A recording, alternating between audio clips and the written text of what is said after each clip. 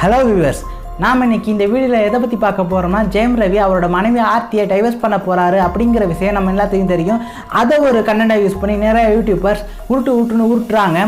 அந்த மாதிரி இந்த ஜெயம் ரவி டைவர்ஸ் விஷயத்தில் யார் யார் உருட்டுறா அப்படிங்கிறத நாம் இந்த வீடியோவில் பார்க்க போகிறோம். அதை நீங்கள் பார்க்கணும்னு நினச்சிங்கன்னா இந்த வீடியோவை ஸ்கிப் பண்ணாமல் முழுசாக பாருங்கள். வாங்க வீடியோக்குள்ளே போகலாம். தமிழா பாண்டியன் அவர்கள் ஜெயம் ரவி டைவர்ஸ் விஷயத்தில் எந்த மாதிரி உற்றார் அப்படிங்கிறத பார்க்கலாம் வாங்க. தமிழா பாண்டியன் அவர்கள் இவர் பொதுவாக தாங்க சொல்கிறாரு. பணக்கார நடிகர்களாக இருக்கலாம், நடிகைகளாக இருக்கலாம், ஃபேமஸான நடிகர்களாக இருக்கலாம். ஆனால் பணம் வச்சுருந்தாலே அவங்க பப்புக்கு போவாங்க.